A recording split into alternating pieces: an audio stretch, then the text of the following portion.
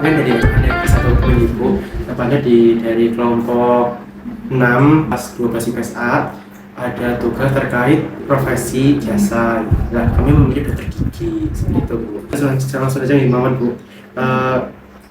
Kita mau bertanya Bu, awal memilih profesi ini apa pengen banget bisa menjadi dokter gigi seperti itu? Profesi dokter gigi ya, itu sebetulnya memang cita-cita dari kecil itu pengen jadi dokter. Hanya saja pada waktu itu kita ikutnya kan UMPTN zaman dulu ya, 9 tahun 98 saya ikut UMPTN. Untuk pilihan pertamanya itu dokter umum, kemudian pilihan keduanya kedokteran gigi. Kebetulan dapat pilihan keduanya yang diterima gitu. Ya intinya sebenarnya cita-cita dari awal itu ya pokoknya masuk ke kedokteran, entah itu kedokteran umum maupun kedokteran gigi gitu ya. Alhamdulillahnya dapat di pilihan kedua itu. Lanjut Bu. Kendala dalam menekuni profesi dokter gigi itu apa Pak Bu? Mungkin dari kuliah sampai sekarang. Kalau di masa kuliah dulu kita semester 5 itu sudah harus cari pasien juga. Ya, itu yang membuat lulusan yang lama-lama itu memang lebih lama lulusnya daripada yang sekarang. Iya, karena kita harus ya itu suka dukanya itu waktu kuliah itu ya memang kita harus cari pasien sendiri. Kemudian juga biayanya yang jelas itu kan besar untuk di kedokteran gigi ya. Karena kita kan harus ya untuk praktikumnya itu alat-alatnya harus beli sendiri, modal sendiri, kemudian cari pasien juga kita bayarin orang untuk bisa mau jadi pasien kita, karena kita kan posisinya masih mahasiswa ya. Nah untuk seorang dokter aja kadang-kadang pasien masih takut untuk kita tangani, apalagi waktu itu jadi mahasiswa. Jadi kan kita memang harus ya timbal baliknya kita kasih, mungkin kalau anak-anak kita kasih hadiah-hadiah kayak gitu. Itu lagi pas itu simulasi menjadi dokter gigi gitu. Ya, kalau koas sudah terjun, jadi istilahnya kayak ya sudah jadi seperti dokter gigi betulan gitu nggih untuk itu. Cuma kalau pas masa kuliahnya itu yang S1-nya itu juga kita sudah pegang pasien kalau zaman dulu. Kalau dokter sendiri itu, dokter gigi sendiri itu kan cuma S1-nya dokter gigi ibu. Ya. S2-nya itu tetap dokter gigi atau spesialisnya ada lagi sendiri. Jadi kalau kedokteran atau kedokteran gigi itu tahapannya S1-nya masuk kedokteran atau kedokteran gigi ya. Nanti setelah lulus S1 itu lanjut ambil profesi, program profesi untuk bisa dapat gelar dokter atau dokter giginya. Kalau hanya sampai S1 itu baru sarjana kedokteran atau sarjana kedokteran gigi. Jadi kalau kedokteran gigi SKG itu belum bisa untuk praktek. Ya, kita hanya boleh ya istilahnya untuk penyuluhan kayak gitu, tapi belum bisa pegang pasien. Tapi kalau sudah ambil profesi, dapat gelar dokter gigi, nah itu baru nanti kita bisa ngurus surat izin praktek untuk bisa menangani pasien gitu. Kalau ngurus surat itu biasanya kan dinas-dinas ibu. Ya, kalau nanti setelah lulus dokter gigi, terus prosesnya ngurus surat uji kompetensi dulu, dapat surat tanda registrasi, terus baru SIP-nya keluar. Menurut ibu ya kelebihan menjadi profesi dokter gigi apa ibu? Kelebihannya ya bisa menolong banyak orang. Iya, kita bisa buka praktek sendiri, tidak tergantung atasan kayak gitu nggih. Nah, itu pilihan sih Mas, bisa buka praktek mandiri atau mau kerja di instansi juga bisa. Kalau ibu dua-duanya? Dua-duanya, saya kebetulan di puskesmas. Bulus pesantren. Iya. Puskesmas Bulus pesantren, saya juga kepala puskesmas di sana. Terus untuk yang sorenya kita praktek mandiri. Kalau praktek dari pagi ya dari sore sampai malam. Memang tiap hari Bu atau tiap minggu tutup juga? Minggu sama hari tanggal merah tutup. Selama ibu praktek sama jadi dokter gigi itu masih ada pengalaman yang paling mengesankan nih Bu. Mungkin pengalaman yang bisa diceritain kami tentang yang paling mengesankan untuk ibu menjadi dokter gigi Ya. Kalau yang paling mengesankan mungkin ini ya Mas, saya pernah punya pasien anak-anak terutama ya, pasien anak-anak itu yang memang dia takut ya dengan dokter gigi, sehingga baru mau masuk ke ruangan saja sudah menangis kayak gitu. Belum lagi orang tuanya yang mungkin kepingin dari rumah sudah anaknya, anak ini mau dicabut.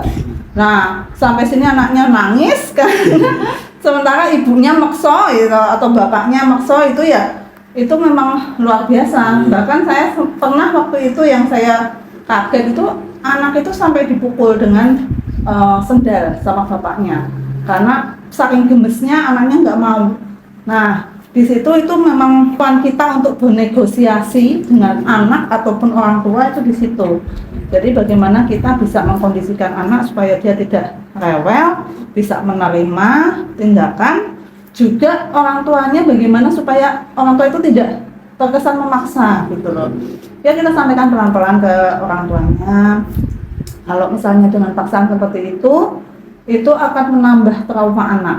Jadinya anak itu nanti pada kunjungan selanjutnya akan lebih sulit lagi. Dia lebih takut. Sudah kunjungan pertama tidak menyenangkan, nanti kunjungan selanjutnya lebih enggak, bayangannya sudah enggak enak sekali gitu. Ya, jadi waktu itu saya pelan-pelan saya kasih tahu ke orang tuanya, saya tidak akan melakukan tindakan ke anak kalau bapak ibunya seperti itu, saya gitu. Kalau saya minta waktu untuk bapak ibunya keluar dari ruangan, saya tidak izinkan dia masuk. Kemudian saya sama anaknya itu diskusi, ya kita diskusi pelan-pelan. Terus saya juga janji ke anaknya bahwa kita tidak akan melakukan tindakan pada hari itu. Gitu. Saya biarkan anak-anaknya tuh coba untuk melihat-lihat dulu, terus lihat alat-alatnya kayak gitu. Nanti kalau sudah saya sampaikan ke orang tuanya, kita nggak bisa tindakan hari ini, nanti kunjungan berikutnya silahkan datang lagi. Ya alhamdulillah untuk kunjungan berikutnya anaknya sudah lebih kooperatif, sudah mau duduk seperti itu. Ya untuk cabutnya juga alhamdulillah akhirnya ya mudah. Ya mungkin pengalamannya itu Mas yang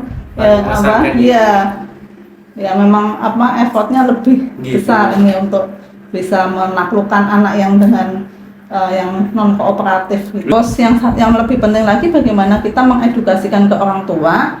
Makanya kalau punya anak-anak itu jangan sering mengatakan kalau nakal nanti disuntik loh sama dokter, nanti loh dicabut loh sama dokter giginya ya. Jadi anak itu mindsetnya dokter itu jahat gitu, nanti dia akan disuntik, nanti dia akan dicabut giginya seperti itu. Ya itu mengubah mindset yang ada di masyarakat itu tantangannya. Mungkin ini terakhir ya dok, saran buat teman-teman yang besok ingin jadi dokter gigi, mungkin saran dari ibu dokter, bisa ibu. Oke. Ya sarannya untuk adik-adik yang mau kepingin jadi dokter gigi, ya yang penting belajar, giat ya. Kemudian memang harus diniatkan, karena profesi dokter ataupun yang di pelayanan masyarakat, kesehatan utamanya itu kan memang dasarnya adalah pengabdian ya. Walaupun ya memang nggak sedikit juga yang mungkin sifatnya bisnis, tapi kita dasarnya adalah pelayanan ke masyarakat.